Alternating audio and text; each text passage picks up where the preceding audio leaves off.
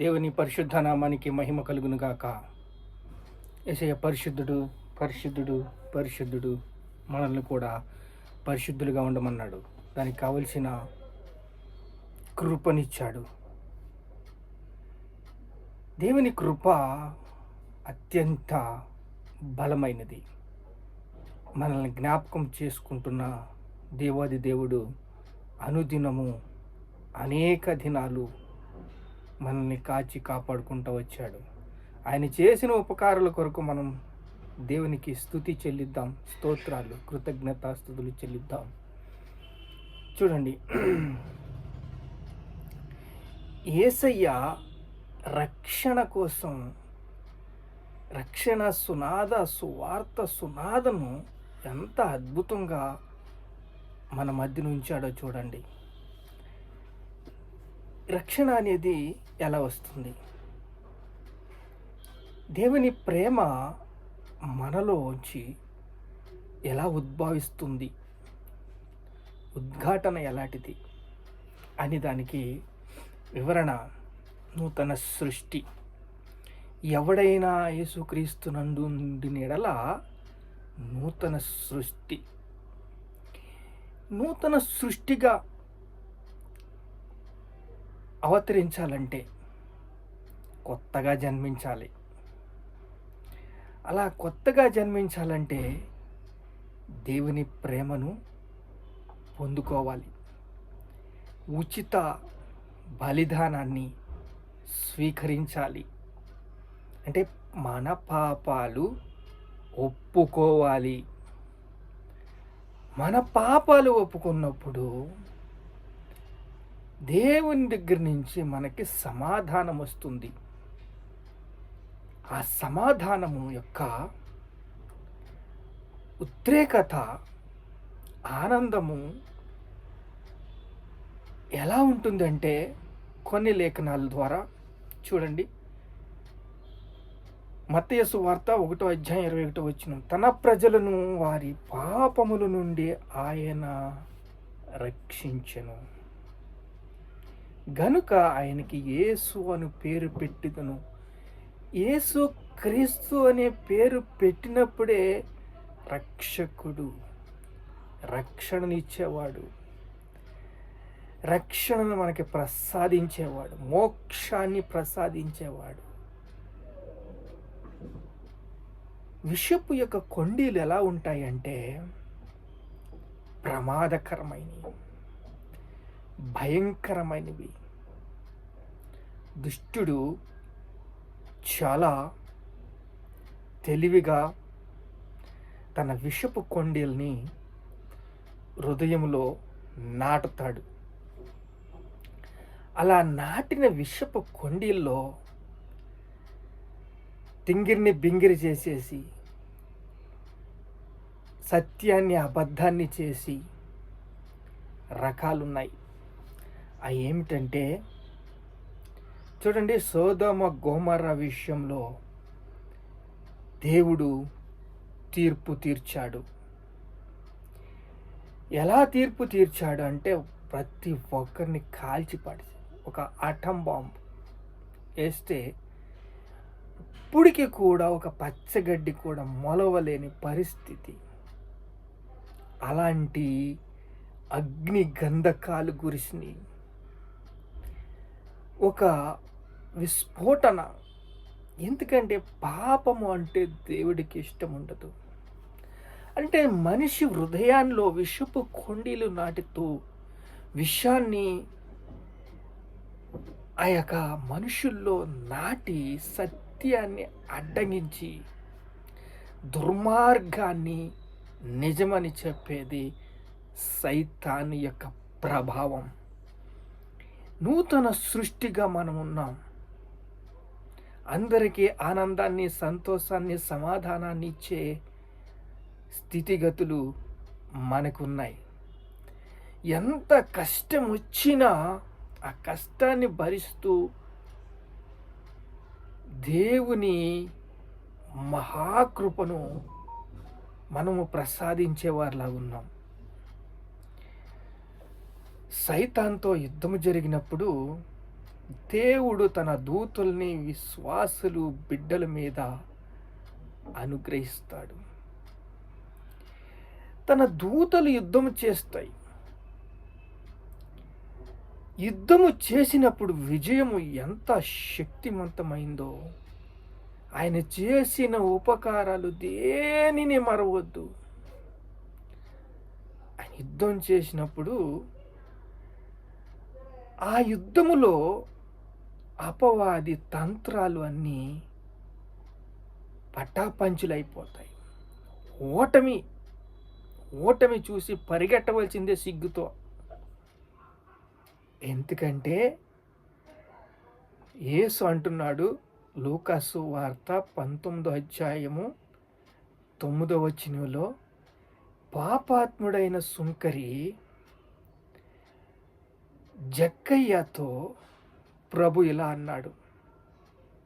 పాపాత్ముడు సుంకరి, tax collector తన జీవితాన్ని సైతానికి అప్పగించేసుకుని అక్కడున్న ప్రజల్ని హింసిస్తున్నాడు. పాపిష్టోళ్ళకే పరమ పాపిష్టోడు ఈ జక్కయ్య. అలాంటి జక్కయ్య యేసుక్రీస్తుని చూడాలని ఆశపడినప్పుడు, పశ్చాత్తాపడ్డప్పుడు, మేడి చెట్టు ఎక్కినప్పుడు యేసు ఇలా చూసి, నేడు నీ ఇంటికి రక్షణ వచ్చి ఉన్నది. కుటుంబాల్ని కట్టేవాడు యేసు. యెహోవా ఇల్లు కట్టని ఎడల కట్టువాని ప్రయాసం వ్యర్థమే.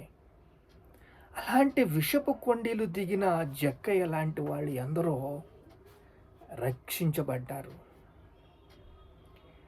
ఎలా రక్షించబడ్డారు అంటే, యేసయ్య చేసిన బలిదానాన్ని బట్టి.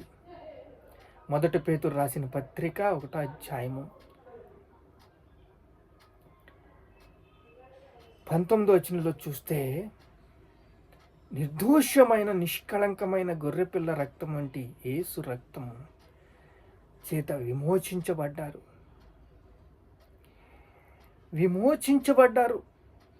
నిర్దోషమైన రక్తము, నిష్కళంకమైన రక్తము, గొర్రెపిల్ల రక్తము. అలా కడగబడినప్పుడు, పశ్చాత్తాపంతో పాపాలు ఒప్పుకున్నప్పుడు, పరిశుద్ధులుగా మారినప్పుడు, అనేక పర్యాయాల్లో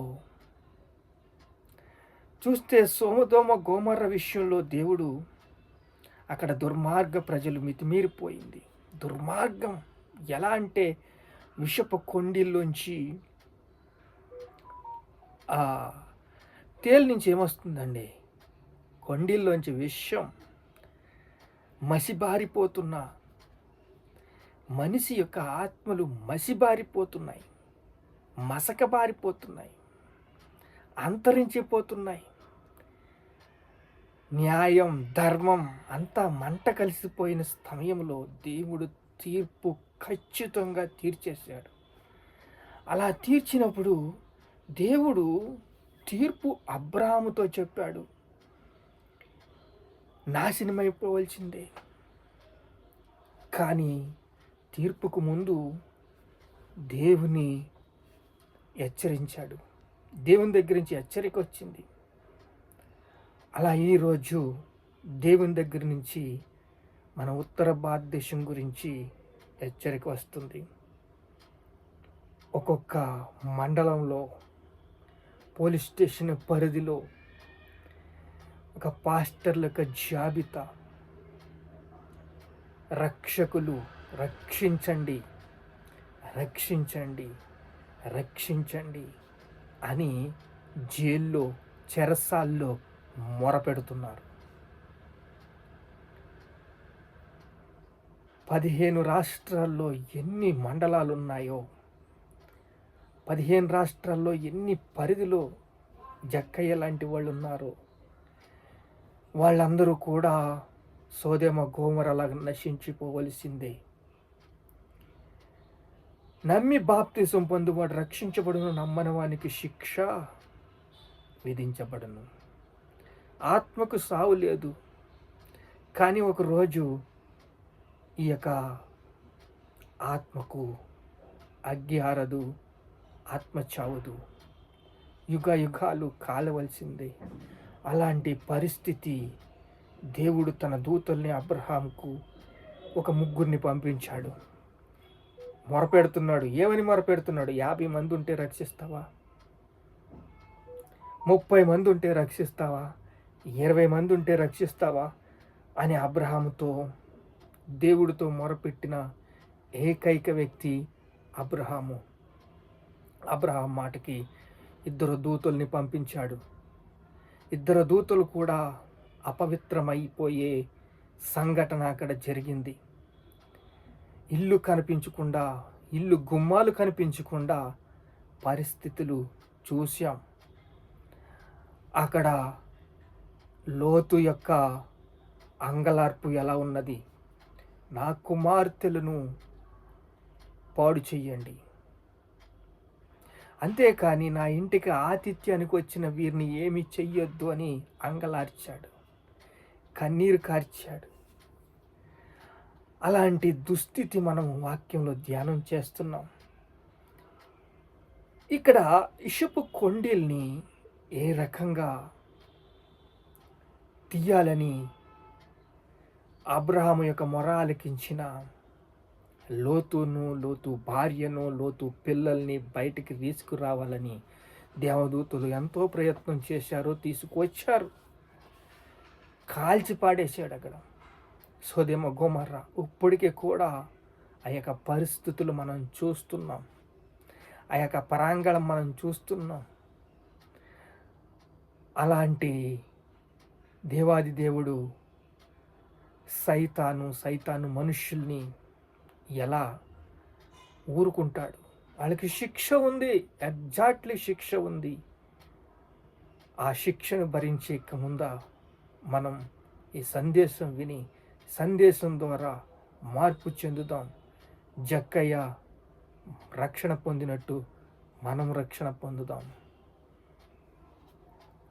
నిర్దోషమైన, నిష్కళంకమైన గొర్రెపిల్ల రక్తముతో మనము నూతన సృష్టిలుగా అవుదాం. ఎవడైనా యేసుక్రీస్తునందుండి నూతన సృష్టిగా మారదాం, రక్షించబడదాం. రక్షణ అందరికీ సిద్ధంగా ఉంది. ప్రార్థన చేసుకుందాం. మహాపరిశుద్ధుడైన తండ్రి, విమోచన, మోక్షం, యేసుక్రీస్తే మార్గం. తన ప్రజల నుండి, వారి పాపము నుండి ఆయన రక్షించెను. యేసయ్యా స్తోత్రాలు, పరిశుద్ధాత్మ దేవా స్తోత్రాలు, జీవంగల తండ్రి స్తోత్రాలు, శివాధిపతి స్తోత్రాలు, ఉన్నవాడ అనువాడ స్తోత్రాలు. రక్షణను ప్రసాదించావయ్యా, కుటుంబాలను రక్షించావయ్యా. యేసయ్యా కుటుంబాలని కట్టావు తండ్రి. మసక బారిపోతున్న పొలిమేరులో ఆత్మలు తండ్రి, నశించిపోతున్న వారిని రక్షించావయ్యా. రక్షణ యేసయ్య దగ్గర ఉన్నది. ఆయన ఇచ్చే బహుమతి